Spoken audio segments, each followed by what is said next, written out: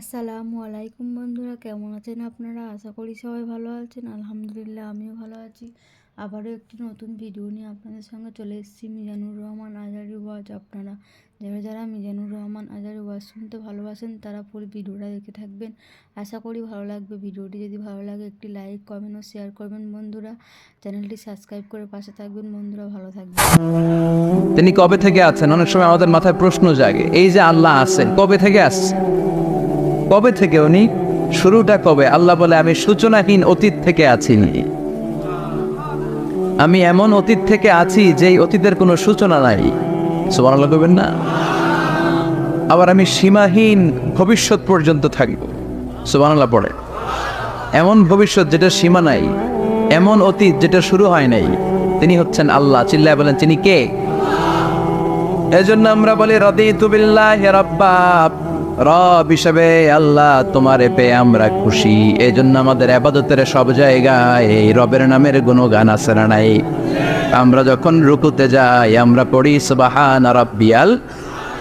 আবার যখন আমরা সিজদায় যাই আমরা পড়ি সুবহানা রাব্বিয়াল আ'লা। রুকুতে গেলে সুবহানা রাব্বিয়াল আযীম। আবার যখন সিজদায় যাই তখন আমরা পড়ি সুবহানা রাব্বিয়াল আ'লা। আবার কবরের জীবন যখন আমরা শুরু করে দিব, কবরের প্রথম প্রশ্ন হবে, তোমার রবের নাম কি? আমরা বলবো, আল্লাহ আমারে রব, আল্লাহ আমারে রব, এই রবি আমার সব। দমে দমে তনু মনে তারি অনুভব। তোমার দুনিয়াতে আমি যেদিকে তাকাই যতই নেয়ামতে ডুবে আছি সবাই। পাক পাখালির গানে শুনি তসবিহ কলরব, তসবিহ কলরব। আল্লাহ আমারে রব, এই রবি আমার সব। সুবহানাল্লাহ, কি অসাধারণ কথামালা! আল্লাহ আমার রব, এই রবই আমার সব। আল্লাহ যদি আমার সাথে থাকে পৃথিবীর কোনো শক্তি আমার থামাতে পারবে না। চিল্লায় বলেন ঠিক কিনা? আর এই রবকে যদি তুমি হারাও, রব যদি আমার বিপক্ষে চলে যায়, পৃথিবীর কোনো শক্তি আমার কোনো উপকার করতে পারবে? এজন্য বিশ্বনবী বলতেন, ইযা সাআলতা ফাসআলিল্লাহ ওয়া ইযা ইসতাআনতা ফাসতাইন বিল্লাহ। যখন সাহায্য চাইতে মনে চাইবে, সাহায্য চাইবা কার কাছে? আমাদের কোনো গুরুত্বপূর্ণ ঘটনা ঘটলে, গুরুত্বপূর্ণ লাইফ ইভেন্ট ঘটলে, কিংবা আমরা কোনো বিপদে পড়লে সবার আগে আমরা ফেসবুকে শেয়ার দিই, ঠিক না? কথা কন। ফেসবুক অ্যাকাউন্ট নাই কার কার দেখি? ওই আল্লাহর ওলিদেরকে একটু দেখে রাখি। মাশাআল্লাহ, অনেকের নাই, অনেকের ফেসবুক অ্যাকাউন্ট নাই। তো এটার ভালো কাজে লাগানো উচিত। যেটাই আমরা করি এটা যেন ইসলামের পক্ষে যায়, ঠিক কি না? মিন হুসনি ইসলামিল মারই তানকুহু মা লা ইয়ানিহি। ব্যক্তির ইসলামের সৌন্দর্য হচ্ছে যে অনর্থক কাজ ব্যক্তি করবে না। যে কাজে সওয়াব আছে, যে কাজে কল্যাণ আছে, ব্যক্তি শুধু ওই কাজটা করবে। চিৎকার করে বলেন ঠিক কি না? অনর্থক কাজ করা ঠিক না, অনর্থক কথা বলা ঠিক না, অনর্থক সম্পদ নষ্ট করা ঠিক না, অনর্থক টাইম পাস করা ঠিক না। কারণ মুমিন জানে, মা ইয়ালফিযু মিন কাউলিন ইল্লা লাদাইহি রাকীবুন আতীদ। মুমিনের জিহ্বা দিয়ে যা বের হয় তার প্রতিটি শব্দ পাই পাই করে হিসাব নেবে কে? আমাদের জীবনে অনর্থক কথা আছে না নাই? চায়ের দোকানে বসলে নিমসারে আছে নাকি এগুলা? অপ্রয়োজনীয় আলাপ, নিজেরও কাজে লাগে না, ফ্যামিলিরও কাজে লাগে না, ইসলামেরও কাজে লাগে না, খালি খোসা খুঁজে ঠেলাঠেলি বাড়ায়। এরকম ডাকাত আছে না নাই? অপ্রয়োজনীয় কথা, অপ্রয়োজনীয় কাজও আছে না নাই এদেশে? দেদারসে মানুষ করে বেড়াচ্ছে অপ্রয়োজনীয় কাজ। হুজুরে পাইলে হাজার হাজার ছবি আছে না নাই? এটা অপ্রয়োজনীয় না? হজে গিয়েছিলাম এবার, কমসে কম 10,000 ছবি তুলছে আমার সাথে হাজিরা। অপ্রয়োজনীয়, প্রয়োজন নাই। এসেছে ইবাদত করতে, হুজুর একটা সেলফি। ইয়াং ছেলেপেলারা সেলফি তোলে বেশি। আর বুঝলাম না, আঙ্গুল দুটার এরকম করে রাখ। আমি বললাম এটা কি? হুজুর ইটস গ্যাংনাম স্টাইল। এটা কি? Gangnam style. এরকম বাঁকা করে থাকবে আর এরকম দুটা ছবি তোলে। তো এগুলো অনর্থক। মুমিন ওই কাজ করবে যে কাজটা constructive, fruitful for him, for his family and for the society, যেটা তার নিজের কাজে আসবে। যেটা তার ফ্যামিলির কাজে আসবে, যেটা সমাজের কাজে আসবে, এই কাজগুলো করার দরকার আছে না নাই? আমার দেশের যুবক ছেলেগুলো অপ্রয়োজনীয় কোনো কারণ নাই এই সমস্ত কাজে ঝগড়া বিবাদে আলাপে লিপ্ত থাকার কারণে তাদের যে ইনোভেটিভ পাওয়ার আল্লাহ তাআলা দিয়েছেন, এটাকে তারা কাজে লাগাতে পারে না। আমাদের দেশের যুবকদের কিন্তু অনেক ম্যারিট। তারা যখন পৃথিবীর বিভিন্ন দেশের ইউনিভার্সিটিগুলোতে পড়ে, তারা র্যাঙ্কিংয়ে 1 নম্বরে আসে একেবারে। আমি যে ইউনিভার্সিটিতে পড়ি, ইন্টারন্যাশনাল ইসলামিক ইউনিভার্সিটি মালয়েশিয়া, ওখানে বাংলাদেশিদের ফলাফল রেজাল্ট সবচেয়ে ভালো। হার্ভার্ডে যান, ক্যামব্রিজে যান, অক্সফোর্ডে যান, যেখানেই যাবেন বাংলাদেশিদের ফলাফল অনেক ভালো। তো তারা সেখানে অপ্রয়োজনীয় কাজে তাদের সময়কে নষ্ট করে না। এজন্য যুবক ভাইয়েরা, তোমাদের আছে প্রাণ ঢালা উচ্ছ্বাস, অনেক শক্তি তোমাদের গায়ে। এখন তোমাদের রক্ত গরম, তোমাদের এই গরম রক্ত ইসলামের কল্যাণে কাজে লাগাইতে হবে। শুধু সেলফি তুইলা সময় নষ্ট করা যাবে না। চিল্লায় বলো ঠিক কিনা? কিছুদিন আগে আমি দেখলাম মানবতার দেয়াল। কিসের দেয়াল? কিছু ছেলে পেলে নিউ আইডিয়া বের করেছে যে এটার নাম মানবতার দেয়াল। খুব সম্ভবত মসজিদের এক ওয়ালের মধ্যে তারা লিখেছে মানবতার দেয়াল, আর কিছু হ্যাঙ্গার টানিয়ে রেখেছে, আর বলেছে যেটা অপ্রয়োজনীয় রেখে যান, আর যেটা আপনার লাগবে নিয়ে যান। এই যে শীত, প্রচন্ড শীতে অনেকের জ্যাকেট নাই, আমাদের কয়েকটা করে জ্যাকেট, জাম্পার, সোয়েটার, চাদর, মাফলার, অনেকের একটাও নাই, আছে না নাই? তারা দেয়ালের নাম দিয়েছে মানবতার দেয়াল। এখানে আপনার অতিরিক্ত পুরান জ্যাকেট থাকলে রেখে যান। তো অনেকে পুরান জ্যাকেট, মাফলার, চাদর ওখানে ঝুলিয়ে রেখে গিয়েছে। আবার লিখে দিয়েছে যার লাগবে তিনি নিয়ে যান।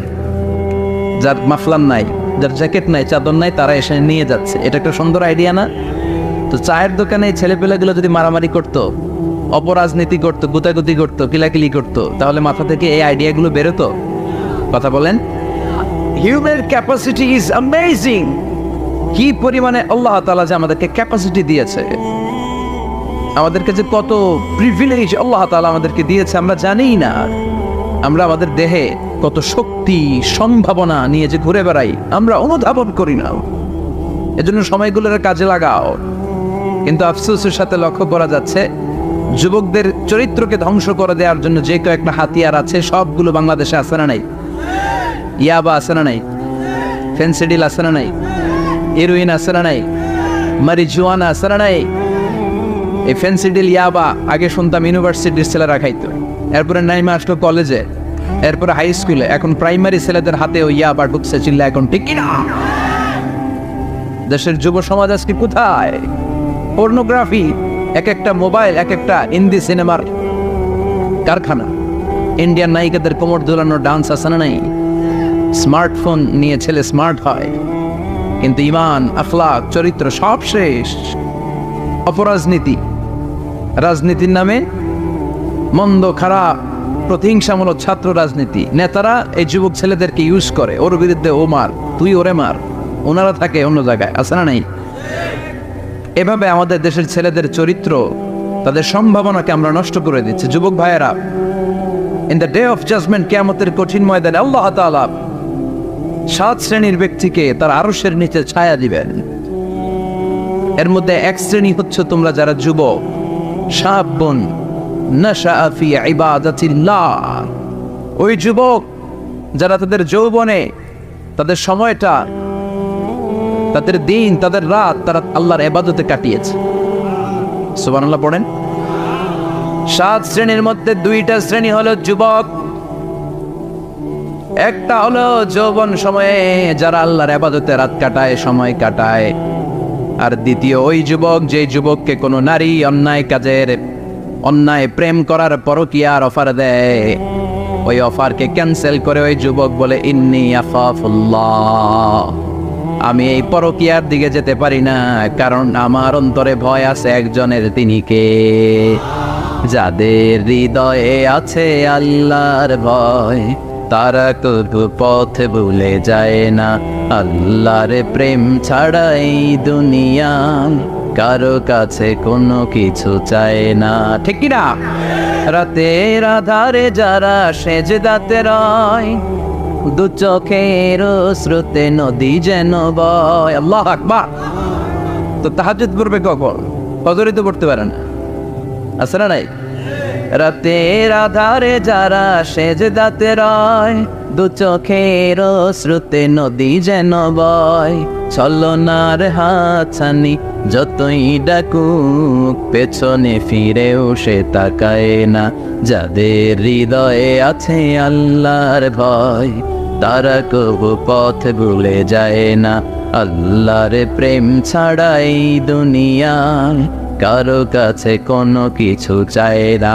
চিল্লায় বলেন ঠিক কিনা? তার মানে প্রথম হচ্ছে এক যুবক, যেই যুবক তার যৌবনকালের সময়টা আল্লাহর ইবাদতে কাটায়। দ্বিতীয় হলো এমন যুবক পরকীয়ার অফার পেয়ে সে বলে আমি ভয়ে পাই একজনকে, তিনি কে? এজন্য যুবক, তোমার অন্তর আল্লাহর ভয় থাকতে হবে। তোমার সময়টা এমনি কাটানো যাবে না, ইবাদতে কাটাতে হবে, ঠিক কিনা? এজন্য আমরা নামাজের পরে বলি রাদিতু বিল্লাহি রাব্বা, আল্লাহকে রব হিসেবে পেয়ে আমরা খুশি।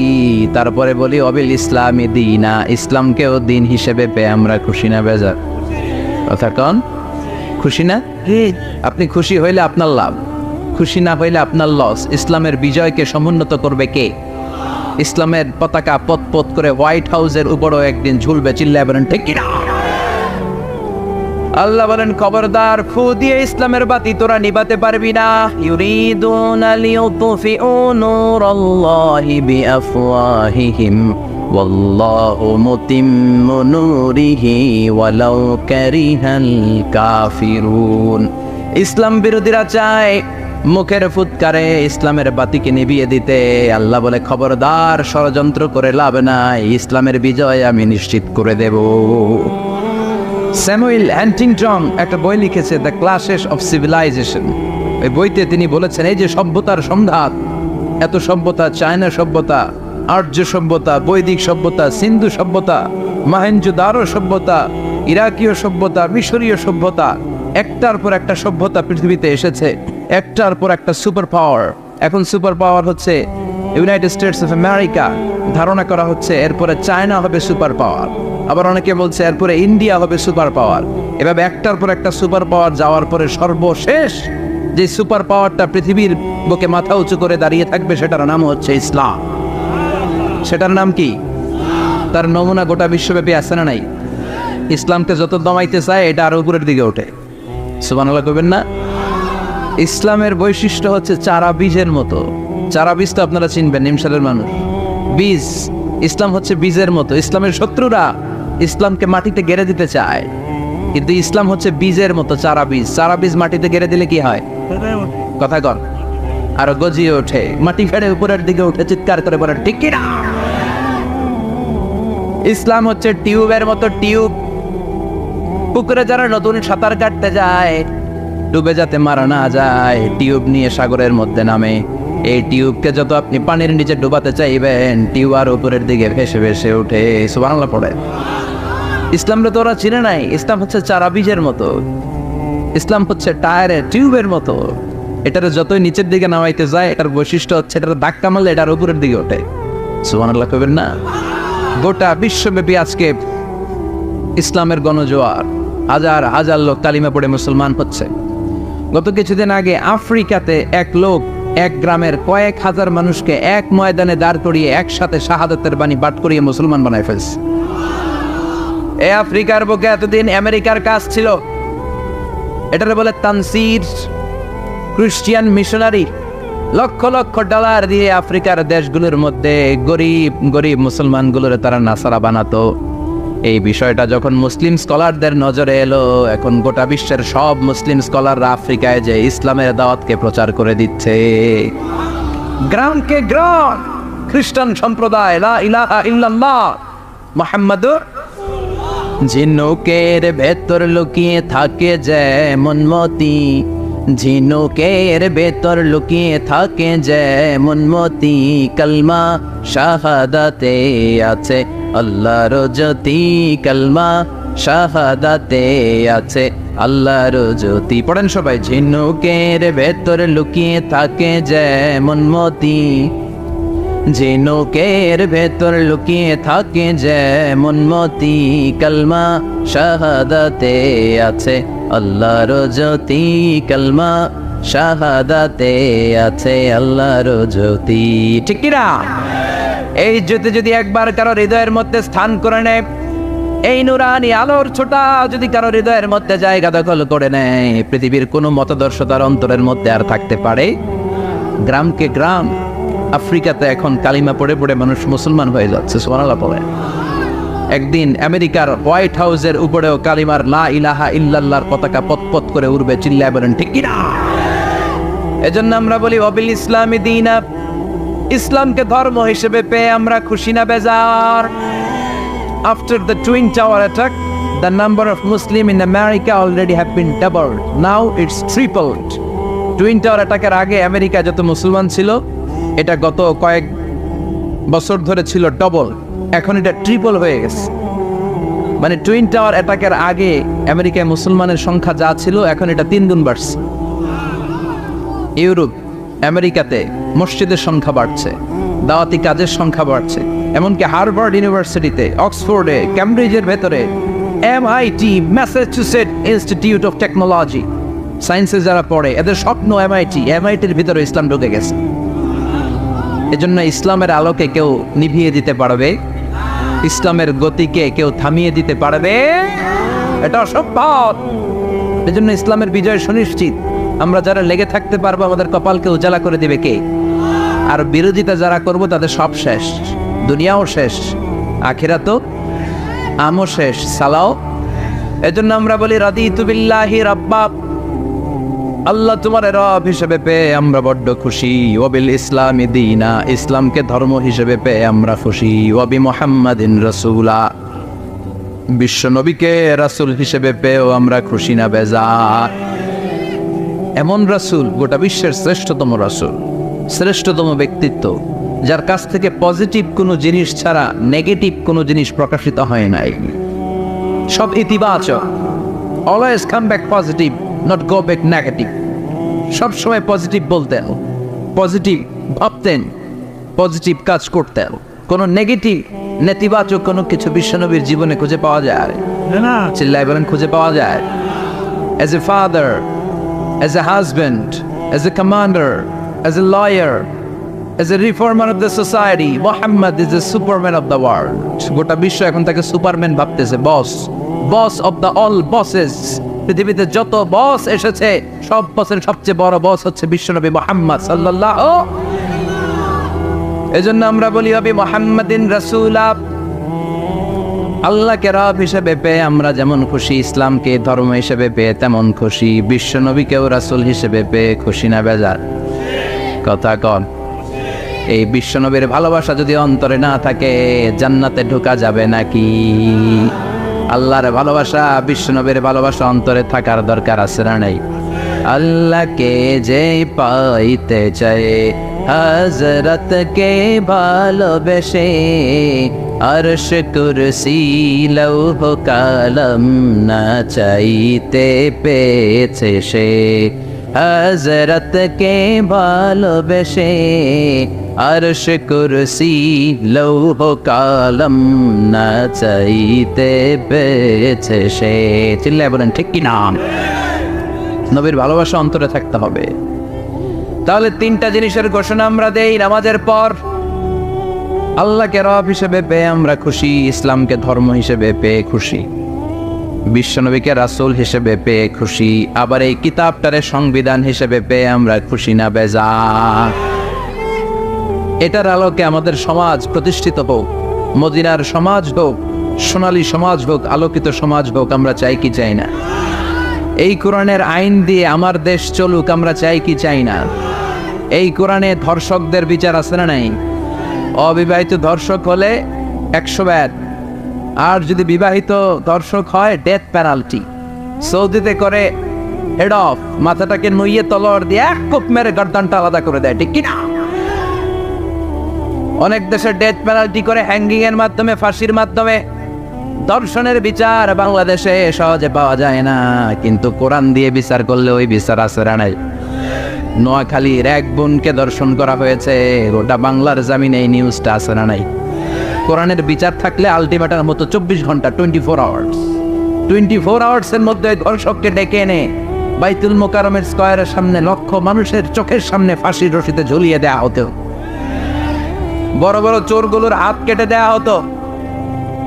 কলা চোর, ডিম চোর, মুরগি চোর না, বড় বড় সাইজের চুরি যারা করে 1000 কোটি টাকা মেরে দেয়, দেশের 12টা বাজিয়ে দেয়, দেশের 10-এর সর্বনাশ করে, সিমেন্ট খাইয়া, টিন খাইয়া, রড খাইয়া সব হজম করে।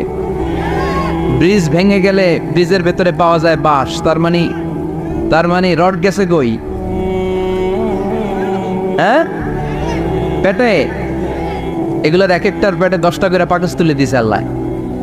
10টা স্টোমাক না থাকলে রড হজম হয়? কথা কয় না। এগুলোর বিচার হওয়ার দরকার আছে না নাই? কোরআনের রাজ যদি কায়েম হয়, এই সবগুলো বড় বড় চোরের বিচার হবে, লাইভ ব্রডকাস্টিং হবে টিভিতে, আমরা সবাই দেখবো কেমন করে তাদের হাত কাটা হয়। ওই সমাজ আমাদের দেশে চালু হোক, আমরা চাই কি চাই না? তাহলে সোজা সাপটা হিসাব, এই 4টা জিনিসের বিরুদ্ধে কেউ অবস্থান নিলে তাদের বিরুদ্ধে আমাদের অবস্থান, জোরে কোন ঠিক কিনা? আর এই 4টা জিনিসের পক্ষে যারা কথা বলবে তাদের জন্য আমাদের অন্তরে দোয়া আছে না নাই? এক হচ্ছে আমার রব, 2 হলো আমার ইসলাম, 3 হলো আমার পেয়ারা নবী, 4 হলো আমাদের আল্লাহর দেয়া সংবিধান কোরআন। এই 4টা জিনিসের বিরুদ্ধে কথা বললে খবর আছে না নাই?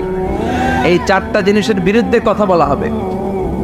মুসলমানদের দেশে এই 4টা জিনিসকে কটূক্তি করা হবে, অপমান করা হবে, আর এর বিরুদ্ধে প্রতিবাদ আসবে না। মুমিন চুপ করে বসে থাকবে, সেটা মুমিন নয়, সেটা মুনাফিক। চিল্লায় বলেন ঠিক কিনা?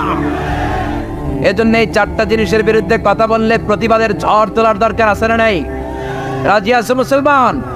এই 4টা জিনিসের জন্য ভালোবাসা আমাদের অন্তরে তুমি স্থান করে দাও।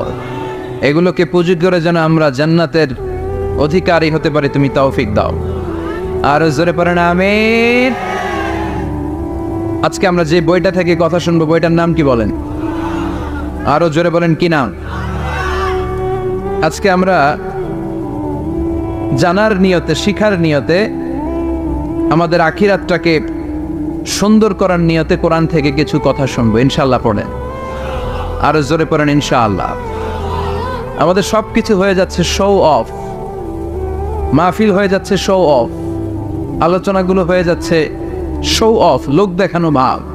অন্তরে ইখলাস নাই, আল্লাহর প্রতি দরদ নাই, স্রষ্টার প্রতি অগাধ বিশ্বাস আর ভালোবাসা নাই। আমাদের ডে টু ডে লাইফের চিত্র যদি আমরা খেয়াল করি তাহলে দেখব our spirituality is going down, our লিল্লাহিয়াত, ইখলাস ইজ গোয়িং ডাউন। আমাদের ইখলাস যাচ্ছে নিচের দিকে, মানে কমছে, ডিক্রিজিং ডে আফটার ডে। কিন্তু our greed, our jealousy, our arrogance, আমাদের অহংকার, আমাদের ক্ষমতার প্রতি লোভ, আমাদের হিংসা, এগুলো দিন দিন উপরের দিকে যাচ্ছে। চিল্লা এখন ঠিক কিনা? এই তাফসির মাহফিলগুলোর মূল উদ্দেশ্য হচ্ছে আমাদেরকে রাইট ট্র্যাকে নিয়ে আসা। We should come back to the right track. Train যদি লাইনচ্যুত হয়, অ্যাক্সিডেন্টের সম্ভাবনা আছে না নাই? লাইনচ্যুত হয়ে গেলে রেল কর্তৃপক্ষ এটাকে এসে আবার লাইনে তুলে দেয়, ঠিক কিনা? আমরা শয়তানের ওয়াসওয়াসাতে প্রায় লাইনচ্যুত হয়ে যায়। এই তাফসির মাহফিলগুলোর উদ্দেশ্য হচ্ছে আমাদেরকে আবার লাইনে তুলে দেয়া। আলহামদুলিল্লাহ কম। এই জন্য সময় নষ্ট করে, যে সময় ব্যয় করে যে আমরা এসেছি, আসলে আমরা শুরুতেই নিয়তটাকে খালেস করে নেই, যে আজকে আমরা যা শুনবো আমলের নিয়তে শুনবো, ইখলাসের সাথে শুনবো, নিজেকে পরিবর্তন করার জন্য শুনবো, আমার আখিরাতটাকে, আমার জান্নাতটাকে সুন্দর করার জন্য শুনবো। আসলে আমরা সরাসরি কোরআন থেকে শুনি, কেননা কোরআন থেকে কথা শুনলেই বরকত, কোরআন থেকে কথা শুনলে জীবন আলোকিত হয়। জীবনটা আলোকিত করে দেয় কে? কারণ সব সমস্যার সমাধান দিতে পারে। সমাধান চাও যদি জীবনে, মরণে ফিরে যাও, খুঁজে নাও, চোখ রাখো কোরআনে। চোখ রাখবেন কোথায়? না টিভির পর্দায়? কোথায়? সমাধান চাও যদি জীবনে, মরণে ফিরে যাও, খুঁজে নাও, চোখ রাখো কোরআনে।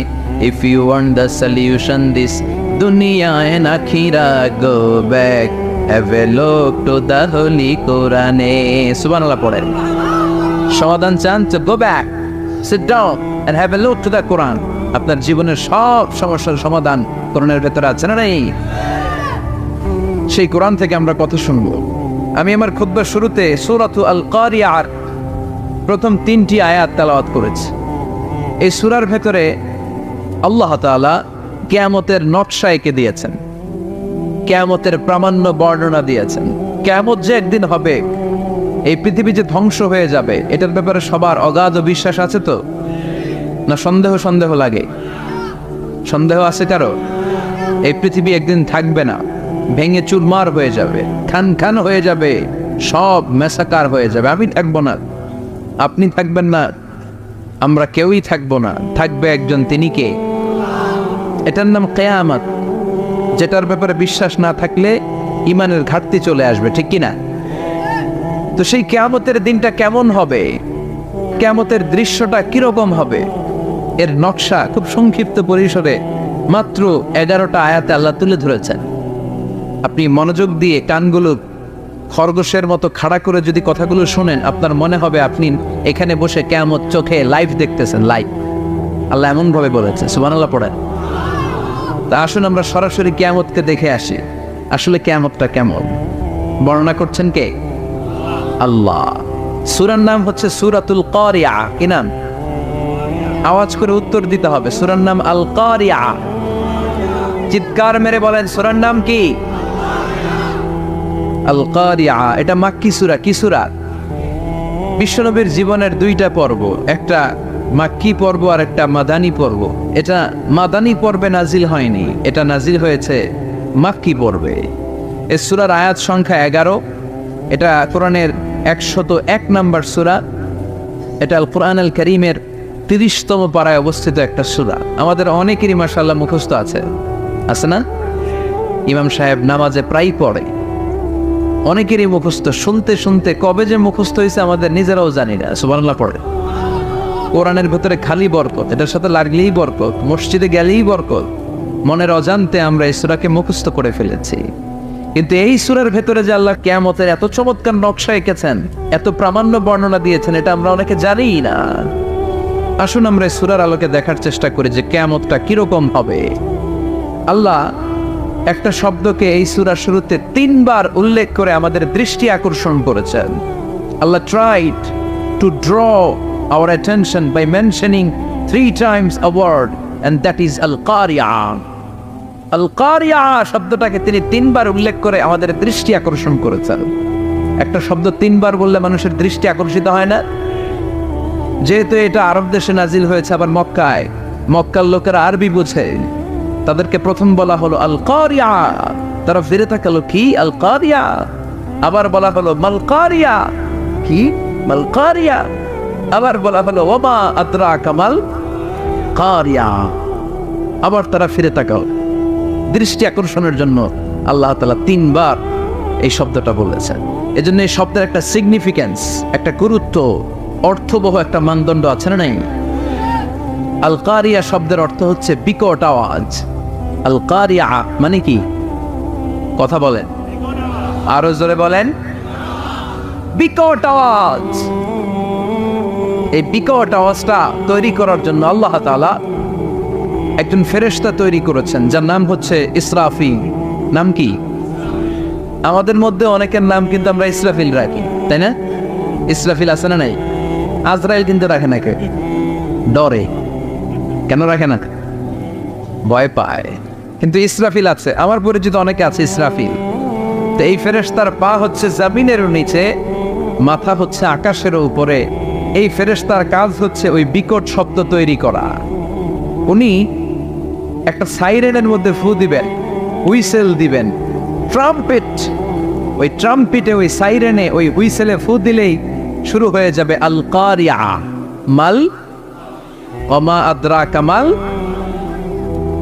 এই ফেরেশতার দায়িত্বই হচ্ছে ওই বাঁশির মধ্যে ফু দেয়া। হুইসেল, সাইরেন, ট্রাম্পেট, আরবিতে এটাকে বলা হয় আসুর। ইদা নুফিখা ফিস সূরি নাফখা ওয়াহিদা। যখন তিনি ওই সিংহে একটা ফু দিবেন, সব লন্ডভন্ড হয়ে যাবে, কিচ্ছু খুঁজে পাওয়া যাবে না। আল্লাহ ওনাকে তৈরি করেছেন শুধু এই হুইসেলের মধ্যে, বাঁশির মধ্যে 3টা ফু দেওয়ার জন্য। কয়টা? উনি সৃষ্টির শুরু থেকেই এই বাঁশিটাকে 2 ঠোঁটের মাঝখানে রেখে আল্লাহর আরশের দিকে তাকিয়ে আছে and just waiting for the green signal, আল্লাহর পক্ষ থেকে সবুজ সংকেতের অপেক্ষায়। যখনই আল্লাহর অর্ডার করবে তখনই শুরু হয়ে যাবে আল কারিআ, মাল ওমা আদরাকা মাল।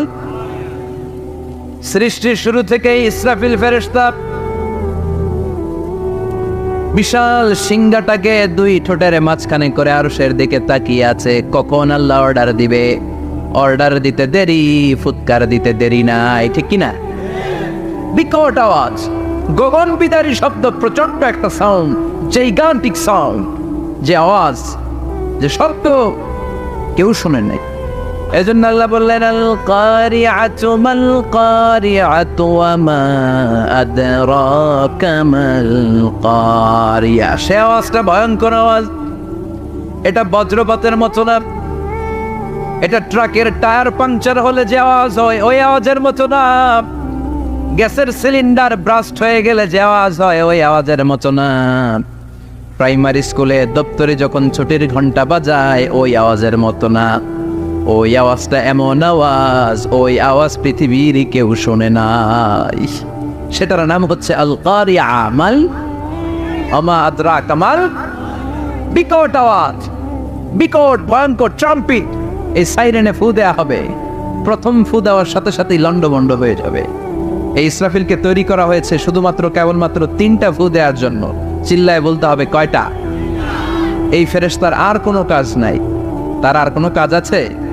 ঠিক যে মুহূর্তে, এখন আমার ঘড়িতে বাজে 9:50, রাত 9:50, ঠিক এই মুহূর্তে যখন আমরা তাফসীর শুনছি, ঠিক এই মুহূর্তেও ইসরাফিল ফেরেশতা সিংহাটাকে দুই ঠোঁটের মধ্যে লাগিয়ে আল্লাহর আরশের দিকে তাকিয়ে আছে। ওই যে সৃষ্টির শুরু থেকে তাকিয়ে আছে, আজ অবধি তাকিয়ে আছে। যখনই গ্রিন সিগন্যাল আসবে মুহূর্তেই শুরু হয়ে যাবে আল কারিআ, মাল ওয়া মা আদরাকা মাল। আল্লাহ বললেন সে আওয়াজটা হবে বড্ড ভয়ঙ্কর। প্রথম ফুৎকার যখন দেয়া হবে, এটার বলে নাফখাতুল ফাজা। দুনিয়ার সব মানুষগুলো অবাক হয়ে যাবে, পুরো পৃথিবীটা কেঁপে উঠবে, পৃথিবীর বিল্ডিং গুলো দুমড়ে মুচড়ে পড়বে, পৃথিবীর বড় বড় যত পাহাড়গুলো আছে তুলার মতো বাতাসে পাহাড়গুলো তুলিত হতে থাকবে। আল্লাহু আকবার। আল্লাহ বললেন ইয়াউমা ইয়াকুনুন নাসু কাল ফারাশিল মাবথুস ওয়া তাকুনুল জিবালু কাল আইনিল মানফুশ। সেদিন মানুষগুলো বিক্ষিপ্ত পতঙ্গের মতো নিক্ষিপ্ত হবে যখন আল কারিআ, এই বিকট আওয়াজটা হবে। শুনতেছেন? মনোযোগ আছে? কথা বুঝতে সমস্যা হচ্ছে না তো? 3টা ফুৎকার। কয়টা? প্রথম ফুৎকার দেওয়ার সাথে সাথে মানুষগুলো বিক্ষিপ্ত পতঙ্গের মতো নিক্ষিপ্ত হবে। এই যে আরামসে বসে আছি, তখন আর বসে থাকা যাবে না, কে ধাক্কা খেয়ে কই চলে যাব টেরই পাওয়া যাবে না। আমরা যে বসে আছি এর কারণ হচ্ছে গ্র্যাভিটেশনাল একটা ল আছে, পাওয়ার। এটাতে বাংলায় বলে মাধ্যাকর্ষণ শক্তি। কি শক্তি? কথা বলেন। কে আবিষ্কার করছে এটা? হ্যাঁ, কে? বিজ্ঞানী নিউটন, আইজাক নিউটন আবিষ্কার করেছে। আপেলকে সে নিচে পড়তে দেখে গবেষণা করে পেয়েছে গ্র্যাভিটেশনাল পাওয়ার। ওইটা থাকার কারণে পৃথিবীর সেন্টার সবকিছুকে নিচের দিকে টানে, নিজের দিকে টানে, ফলে আমরা বসে আছি। কিন্তু এই মাধ্যাকর্ষণ শক্তির বাইরে যদি আমরা আকাশে উঠে যাই, আর কিন্তু কোনো টানাটানি নাই, আপনি শূন্যে ভেসে থাকবেন। নভোচারীরা মহাশূন্যে যে ভেসে থাকে, কিয়ামতের এই ধাক্কার ভাইব্রেশন যখন শুরু হয়ে যাবে, পুরো পৃথিবীটা মুহূর্তের মধ্যে কেঁপে উঠবে। এমন কম্পন, এমন আওয়াজ পৃথিবীবাসী এর আগে আর শোনে নাই। একটা ধাক্কার চোটে মানুষগুলো ছিটকে কে যেন কই পড়ে যাবে, কেউ টের পাবে না। কে কই চলে গেছে হিসাব নাই। সব থাকবে ওই টাইমে, সব থাকবে না। কেউ থাকবে টয়লেটও, কেউ থাকবে ঘুমে, কেউ থাকবে বাজারে। আপনাদের নিমসার বাজার তো থাকবে তখন, না থাকবে? ওই যে লন্ডভন্ড হয়ে যাবে, হিসাব নাই। কে যে কোথায় ছিটকে পড়বো আমরা জানি না। বিক্ষিপ্ত পতঙ্গের মতো আমরা নিক্ষিপ্ত হব। শীতকালে আমার দেশের ছেলেরা রাত্রেবেলা ব্যাডমিন্টন খেলে, র্যাকেট খেলে না? নিমসারে বোধহয় খেলে টেলে না, খেলে তো। ওরা বাঁশ গেড়ে দেয় ক্ষেতের মাঝখানে। কি গাড়ে? এরপরে বাঁশের মধ্যে লাগায় কি? লাইট। লাইটগুলো লাগালে দেখবেন ক্ষেতের গ্রামের পোকাগুলো এসে লাইটের মধ্যে ছিটকে ছিটকে পড়ে। আমাদের অবস্থায় পোকার মতো হবে তখন। আল্লাহ সেটাই বললেন, ইয়াউমা ইয়াকুনুন নাসু কাল ফারাশিল মাবথুস, বিক্ষিপ্ত পতঙ্গের মতো মানুষগুলো নিক্ষিপ্ত হবে। ওয়া তাকুনুল জিবালু কাল আহনিল মানফুশ, তুলাকে যখন পিটানো হয়, ধ্বনিত করা হয়, দেখবেন তুলার ছোট ছোট কণা বাতাসের মধ্যে ভাসতে থাকে। ফু মারলে আরো দূরে যায়, আরো বাতাস আসলে উড়ে উড়ে যে কোথায় চলে যায় টের পাওয়া যায় না। সুবহানাল্লাহ।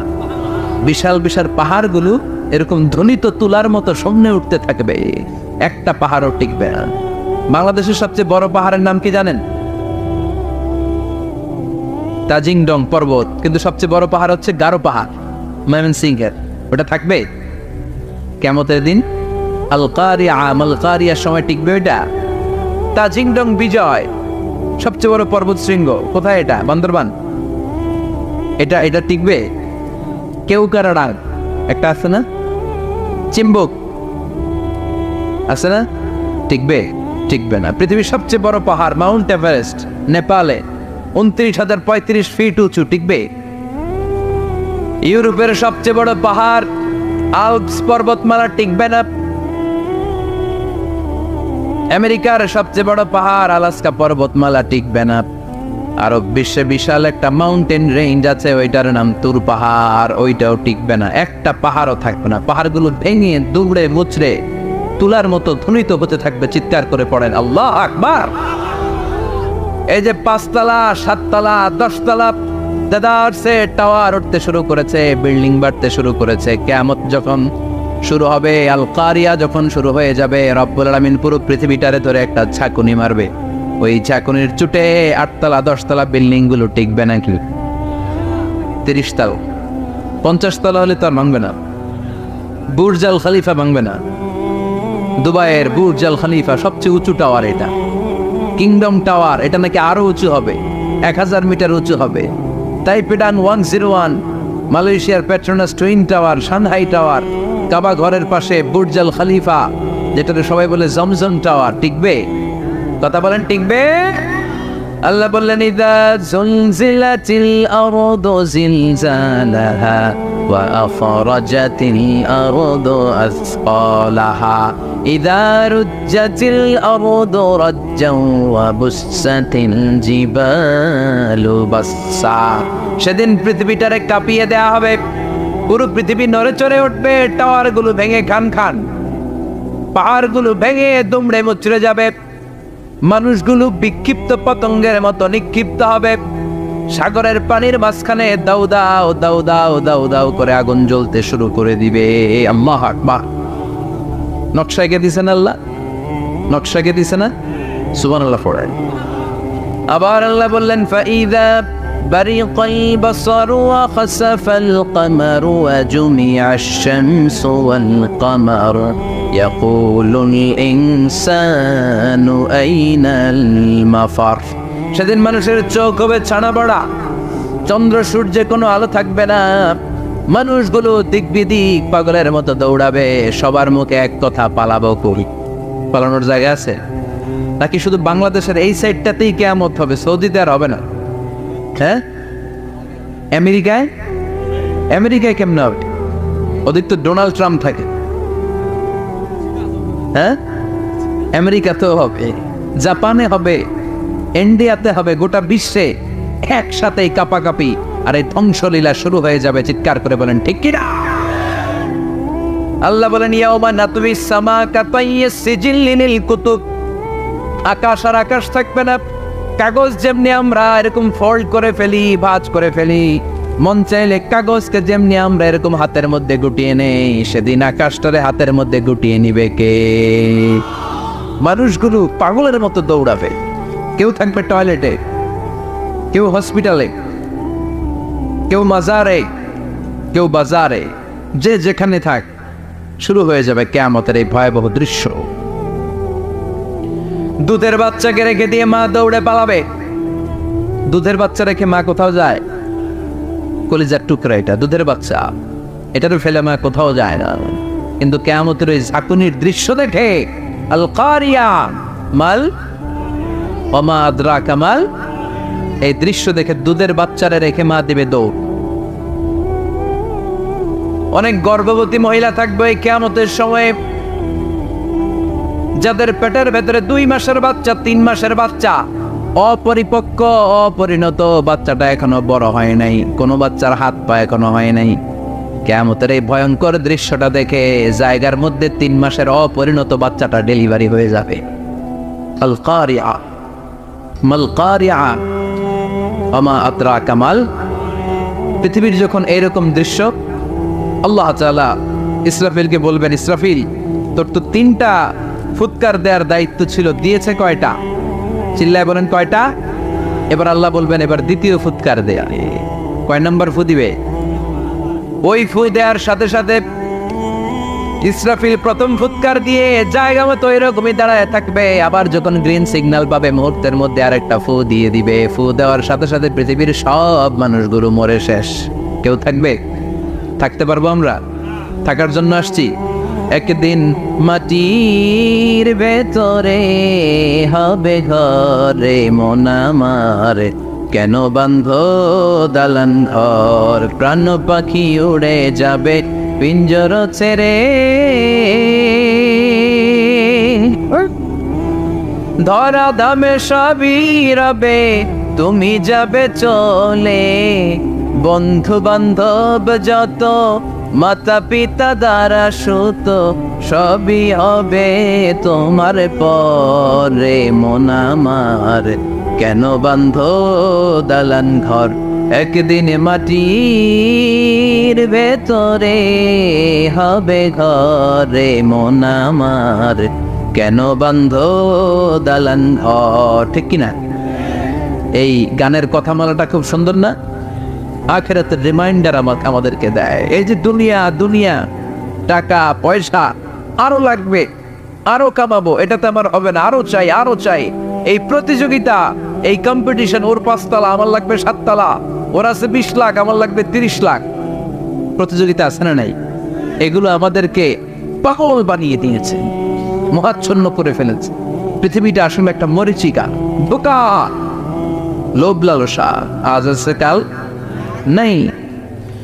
2 নাম্বার ফুৎকার দেওয়ার সাথে সাথে পৃথিবীর সব শেষ। মালাকুল মাউত পৃথিবীর সব মানুষের রূহ কবজ করবে। আল্লাহ বলবেন, মালাকুল মাউত আখবিরনি মাইয়া বাকা, আমাকে বল আর কে আছে। মালাকুল মাউত বলবে, পৃথিবীর সব মানুষের রূহ কবজ করে শেষ, কেউ নাই। মানুষবিহীন পৃথিবী, মানুষের কোলাহলে পৃথিবীটা মুখরিত থাকতো এতদিন। গোটা পৃথিবীব্যাপী মানুষের কোলাহল, ওই যে সাইয়েদনা আদম থেকে শুরু হয়েছে, আর থামে নাই। মানুষ আর মানুষ, মানুষ আর মানুষ, মানুষ আর মানুষ, সব মানুষ শেষ। আল্লাহ আশরাফুল মাখলুকাত একটারেও রাখি নাই, সব শেষ। শুধু আছে জিন জাতি। আল্লাহ বলবেন, যাও এবার জিন জাতি ধরো, জিনদের রূহ কবজ করো। মালাকুল মাউত কিন্তু জিনদের রূহ কবজ করে। ওমা খলাকতুল জিন্না ওয়াল ইনসা ইল্লা লিয়াবুদুন। জিন জাতি আর মানব জাতি, এই 2 জাতিকে আল্লাহ তাআলা তৈরি করেছে কার ইবাদতের জন্য। আমরা যেমনি নামাজ পড়ি, জিনেরাও নামাজ পড়ে। আমরা যেমনি রমাদানের রোজা রাখি, জিনেরাও রমাদানের ফরজ রোজা রাখতে হয়। আমরা যেমনি হজ করি, জিনেরাও হজ করে। আমরা যেমনি আরাফার দিনে কাঁদতে কাঁদতে আল্লাহর কাছে দোয়া করি, আল্লাহ বাইক করে, জিনেরাও পড়ে। আমরা দেখি না, এদের দেখা যায়? দেখা যায় না। জিসমুন নারিয়্যুন, আগুনের তৈরি ওদের দেহ। ইয়াতাশাক্কালু বিআশকালিন মুখতালিফা, বিভিন্ন কালার ধারণ করতে পারে, বিভিন্ন রং ধারণ করতে পারে। জিনের সংজ্ঞা হচ্ছে জিসমুন নারিয়্যুন ইয়াতাশাক্কালু বিআশকালিন মুখতালিফা, আগুনের তৈরি এক সৃষ্টি। বিভিন্ন সূরত তারা নিতে পারে, মানুষের সূরত নিতে পারে, প্রাণীর সূরত নিতে পারে। ঠিক কি না? মালাকুল মাউত জিন জাতি হত্যা করতে শুরু করবেন, রূহ কবজ করবেন। করতে করতে সব শেষ। খারাপ জিনদের সর্দার হলো ইবলিস। সব জিনদেরকে মারতে যত কষ্ট দেয়া হয়েছে, সবচেয়ে বেশি কষ্ট দিয়ে ইবলিসের রূহ কবজ করে ফেলা হবে। ইবলিস আর নাই, মানুষও নাই, জিনও নাই, পশু পাখি কিচ্ছু নাই। আল্লাহ বলবেন, ইয়া মালাকুল মাউত আখবিরনি মাইয়াবকা, অনেক দায়িত্ব পালন করেছিস তুই। মানুষ মারলি, জিন মারলি, মৎস্যকুল মারলি, পাখি মারলি, সব মারলি, এবার আর কে বেঁচে আছে বল। মালাকুল মউত বলবে, আল্লাহ আর কেউ নাই, খালি ফেরেশতারা আছে। কারা আছে? মালাইকা। আল্লাহ বলবে, যা এবার ফেরেশতাদের গোষ্ঠী শেষ কর। মালাকুল মাউত একটার পর একটা ফেরেশতার রূহ কবজ করবে, একটার পর একটা করতে করতে সব ফেরেশতাদের সংজ্ঞা হচ্ছে জিসমুন নূরিয়ুন ইয়াতাশাক্কালু বিআশকালিন মুখতালিফা, আলোর তৈরি, নূরের তৈরি একটা দেহ, চাইলে বিভিন্ন সূরত ধারণ করতে পারে। জিন আর ফেরেশতার পার্থক্য বুঝেছে? জিন কিসের তৈরি? আগুন, জিসমুন নারিয়ুন, আর ফেরেশতা হচ্ছে জিসমুন নূরিয়ুন, নূর দিয়ে তৈরি। একের পর এক ফেরেশতা সবার করা হবে। এবার আল্লাহ বলবেন, ইয়া মালাকাল মাউত আখবিরনি মাইয়াবকা, আর কে কে বেঁচে আছে বল।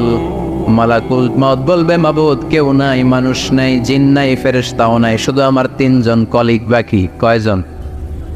জোরে বলেন কয়জন? জিব্রাইল বাকি, ইসরাফিল বাকি, মিকাইল। আর আমি, আল্লাহ বলবে মিকাইলের রূহ কবজ করে নিয়ে আয়। যে মিকাইল আমার আদেশে পৃথিবীতে বৃষ্টি ঝরাতো, আমার আদেশে ক্ষেত খামারে ফসলের ব্যবস্থা করে দিত, আমার আদেশে মানুষের রিজিকের হিসাব রাখতো। এই মিকাইলের রূহ কবজ করে নিয়ে আয়। 1 নম্বর কলিগ শেষ। কলিগ বুঝেন তো? সহকর্মী। কলিগ মানে কি? সহকর্মী। 1 নম্বর কলিগ নাই। আল্লাহ বলবে, যা এবার ইসরাফিলের রূহ কবজ কর। ইসরাফিল ফেরেশতা তখনও আল্লাহর আরশের দিকে ঠোঁটের মাঝখানে বিশাল সিংহাটা নিয়ে তাকিয়ে আছে। ওই মুহূর্তে মালাকুল মাউত যে সালাম দিয়ে রূহটা কবজ করে ফেলবে। ইসরাফিলও নাই, ইসরাফিলও নাই। আল্লাহ বলবে, যা দুনিয়ার সব নবীদের কাছে ওহী দিয়ে, কোরআন দিয়ে, ইনজিল দিয়ে, তাওরাত দিয়ে, জাবুর দিয়ে আমি যেই ফেরেশতাটারে পাঠাতাম, ওই রূহুল আমিন জিব্রাইলের রূহটাও কবজ করে নিয়ে আয়। জিব্রাইলের রূহ কবজ হয়ে যাবে। এবার 3 জন কলিগই শেষ। আছে কেউ? আছে? এবার আল্লাহ বলবে, ইয়া মালাকাল মাউত, হে মৃত্যুর ফেরেশতা, আখবিরনি মাইয়াবকা, মহাবিশ্বে আর কে কে আছে বল। কেউ নাই, মানুষ নাই, জিন নাই, ফেরেশতা নাই, আমার কলিগরাও নাই, আমি বড় একা। এখন আমি একা হয়ে গেছি। আল্লাহ, আছি শুধু আমি, মালাকুল মাউত তোমার হুকুমের গোলাম। আর আনতাল হাইয়ুল কাইয়ুম, তুমি শাশ্বত চিরঞ্জীব, তুমি তো মরবা না। না, আমি আছি। ভাবছে উনিও থাকবে, উনি আর আল্লাহ থাকবে। আল্লাহ বলবে, মালাকুল মাউত এবার তুই মর, এবার তুই মর। এই কথা শুনে মালাকুল মাউতের খিঁচুনি উঠে যাবে। আজীবন মারছে, আজকে মরবে। খিঁচুনি উঠে যাবে, জ্বর এসে যাবে, কাঁপুনি ছুটে যাবে, কাঁপতে থাকবে। আল্লাহ বলবেন, কাঁপাকাঁপি করে লাভ নাই, মর। মালাকুল মাউত বলবে, মাবুদ এইটা আবার কেমন কথা? সবাই রে আমি মারলাম, আমি মরুম কেন? আমি না মারছি, আমি না মেরেছি, আমি মরবো কেন? আল্লাহ বলবেন, কথা নাই, বল। ও আল্লাহ, আমি কেন মরবো? আমি না দুনিয়ার সবাই রে মারলাম। আল্লাহ বলবেন, কুল্লু নাফসিন যায়িকাতুল মাউত, পৃথিবীর প্রতিটা আত্মারে মৃত্যুর স্বাদ নিতে হবে রে মালাকুল মাউত, তুইও মরবি। বল। কাঁপতে কাঁপতে আল্লাহ বলবে, জান্নাত আর জাহান্নামের মাঝ বরাবর যে দাঁড়া। মালাকুল মাউত দাঁড়াবে। এই দৃশ্য দেখার মতো তখন কেউ থাকবে না। থাকবে? কেউ নাই। মালাকুল মাউত কাঁপতে কাঁপতে আল্লাহ বলবেন, কেঁপে লাভ নাই, কেঁদে লাভ নাই, মরতে তোকে হবেই। Everyone has to take the test of death, সবাইকে মৃত্যুর স্বাদ আস্বাদন করতে হবে। মর, মরে যা, মুত ইয়া মালাকাল মাউত। আল্লাহ বলবেন, ও মৃত্যুর ফেরেশতা মর, মুত ইয়া মালাকাল মাউত। বলার সাথে সাথে যে ফেরেশতার হাতে আমাদের সবার রূহ চলে গিয়েছিল, ওই ফেরেশতা চিৎকার মেরে জান্নাত এবং জাহান্নামের মাঝখানে বেহুশ হয়ে পড়ে যাবে। শেষ। মালাকুল মাউতের কিচ্ছা খতম, উনিও নাই। এবার ডানে বায়ে, সামনে পেছনে, উপরে নিচে কেউ আছে? একজন ছাড়া, তিনি কে? কুল্লু মান আলাইহা ফানি ওয়া ইয়াবকা ওয়াজহু রাব্বিকা যুল জালালি ওয়াল ইকরাম ফাবিআইয়ি আলাই রাব্বিকুমা তুকাযযিবান। এই জমিনে যারা আছে সব শেষ হয়ে যাবে, একজন ছাড়া, তিনি কে? আল্লাহ তখন হুঙ্কার দিয়ে একা একাই বলবেন, ইয়া আরদু আইনা আশজারুকি, ও পৃথিবী তোর বড় বড় গাছগুলো কোথায়? আপনাদের নিমসারে বট গাছ আছে? কোথায় আছে বটগাছ? অনেক জায়গায় থাকে না বটগাছ বিশাল, ওইটাকে কেন্দ্র করে শিরকের আখড়া জমে ওঠে, ওইখানে মোমবাতি লাগায়, লাল সালু দেয়, নাচানাচি করে, এরকম বটগাছের আখড়া আছে নাই? আল্লাহ বলবে ইয়া আরদু, হে পৃথিবী, আইনা আশজারুকি, তোর বড় বড় গাছগুলো আজকে কোথায়? ইয়া আরদু আইনা আনহারুকি, হে পৃথিবী, তোর বড় বড় নদীগুলো কই? পদ্মা নদী কই? মেঘনা নদী কই? ব্রহ্মপুত্র কই? গঙ্গা নদী কই? মিসিসিপি, মিসৌরি কই? নীল নদ কোথায়? আমাজন কোথায়? 6,695 কিলোমিটার লম্বা, উগান্ডার ভিক্টোরিয়ার কাম্পালা থেকে এর অববাহিকা শুরু। পৃথিবীর সবচেয়ে বড় যে নদীটা নীল নদ, মিশরে এই নদটা ছিল। আমি দেখেছি, ঘুরেছি এর উপর দিয়ে অনেক। 5 বছরে নীল নদের পানি আমি খেয়েছি। মিশরের নীল নদ ছাড়া কোনো মিঠা পানির উৎস নাই। এজন্য প্রাচীন ঐতিহাসিক, ওনার নাম হেরোডোটাস, উনি বলেছিলেন Egypt is the gift of Nile, মিশর হচ্ছে নীল নদের দান। নীল নদ না থাকলে মিশরে কেউ থাকতো না। আল্লাহ আকবার পড়েন। 2টা নদী সিদরাতুল মুনতাহা থেকে জান্নাতের কানেকশন নিয়ে পৃথিবীতে এসেছে। একটা হচ্ছে ইরাকের দজলা ফোরাত নদী, আর একটা হচ্ছে মিশরের নীল নদী। সুবহানাল্লাহ পড়বেন না? 5 বছর আমি এই নীল নদের পানি খেয়েছি যখন মিশরে ছিলাম। সরাসরি না, মিশরীয় সরকার পাইপলাইন দিয়ে এই পানিকে রিফাইনিং করে জনগণের জন্য পৌঁছে দেয়। এই নীল নদের নিচ দিয়ে মিশরের মেট্রো লাইন আছে, মানে ট্রেন, এটাকে বলে পাতাল ট্রেন। কি বলে? পাতাল ট্রেন। আপনাদের প্রধানমন্ত্রী নাকি একটা করবে, শুনল, উনি ঘোষণা দিয়েছে। তো এটার নিচ দিয়ে, নীল নদের নিচ দিয়ে আমরা ট্রেন দিয়ে এই মাথা থেকে ওই মাথায় যেতাম, আবার ব্রিজ দিয়ে এপাশ থেকে ওপাশে যেতাম। 10টা দেশ ঘুরে এই নীল নদ, একটা সাগর আছে মেডিটেরেনিয়ান সি, মানে ভূমধ্য সাগর, ওইটার সাথে মিলিত হয়েছে। আল্লাহ সেদিন বলবেন আইনা নাইল, নীল নদ আজকে কোথায়? আইনাল আনহার, নদীগুলো কোথায়? আইনাল কুসুর, প্রাসাদগুলো কই? রাজপ্রাসাদ, টাওয়ার কোথায়? আইনাল জাবাবেরা, অত্যাচারী শাসকগুলো আজকে কোথায়? যারা ক্ষমতার চেয়ার পেলে আর নামতে চায় না, এই ডাকাতগুলো আজকে কোথায়? আল্লাহ বলবে আইনাল জাবাবেরা, ফেরাউন কোথায়? নমরুদ কোথায়? আবু জাহেলের গোষ্ঠী কোথায়? ফেরাউনের চাচাতো ভাইরা কোথায়? নমরুদের চাচাতো ভাইরা কোথায়? কোথায়? যারা ক্ষমতার দাপট দেখিয়েছে, কোনো আওয়াজ আছে? কথা বলেন। আল্লাহ বলবেন লিমানিল মুলকুল ইয়াউমা লিল্লাহিল ওয়াহিদিল কাহ্হার, লিমানিল মুলকুল ইয়াউম, আজকে ক্ষমতা কার? একটা চিৎকার দিয়ে উত্তর দেন, সেদিন ক্ষমতা কার? Who belongs the kingdom today? আল্লাহ বলবেন আজকে ক্ষমতা কার? ক্ষমতা শুধু একজনের, চিল্লায় বলেন তিনি কে? আল কারিআ মাল ওয়া মা আদরাকা মাল। ইসরাফিলের সিংহায় ফু দেওয়ার ডিউটি হচ্ছে 3 বার দিতে হবে। কয়বার দিছে? কয়বার মনে আছে? খেয়ে ফেলাইছেন মনে হয়। দিতে হবে মোট কয়টা? দিয়েছে কয়টা? বাকি আছে, ওটা দেয়া লাগবে না? আল্লাহ ইসরাফিলকে রুহু দিয়ে আবার দাঁড় করায় দিবেন। সুবহানাল্লাহ পড়েন। সবার আগে ইসরাফিলকে রুহু দিয়ে দাঁড় করিয়ে দিলে উনি ওনার ডিউটি পালনের জন্য আবার সিংহার মাঝখানে ঠোঁট লাগিয়ে তাকিয়ে থাকবে আরশের দিকে। আল্লাহ বলবে ইসরাফিল এবার 3 নাম্বার ফু দিয়া ডিউটি শেষ কর। সুবহানাল্লাহ। বাড়িতে গিয়া আল্লাহ বলবেন 3 নাম্বার ফুৎকার দে। বলার সাথে সাথে ইসরাফিল সিংহাটা 2 ঠোঁটের মাঝখানে দিয়ে বিশাল আর একটা ফুৎকার দিবে। ওই ফুৎকার দেওয়ার সাথে সাথে মিনহা খালাকনাকুম ওয়া ফিহা নুঈদুকুম ওয়া মিনহা নুখরিজুকুম তারাতান উখরা। ওই ফু দেওয়ার সাথে সাথে পৃথিবীর যেখানে যত মানুষ ছিল সব উঠবে। যাদেরকে স্বাভাবিকভাবে কবর দিয়ে কবরস্থানে রাখা হয়েছিল কবর থেকে উঠবে। যারা বিমান দুর্ঘটনায় মারা গিয়েছে ওই ছাইগুলো থেকে উঠবে। যারা সাগরের মধ্যে মারা গিয়েছে সেখান থেকে উঠবে। যাদেরকে তিমি মাছ খেয়ে ফেলেছিল ওখান থেকে উঠবে। যে যেখানে ছিল ওইখান থেকে উঠবে। সুবহানাল্লাহ।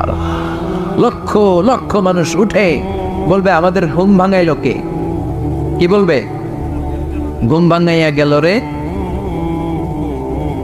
ওরা বলবে আমাদের ঘুম ভাঙালো কে?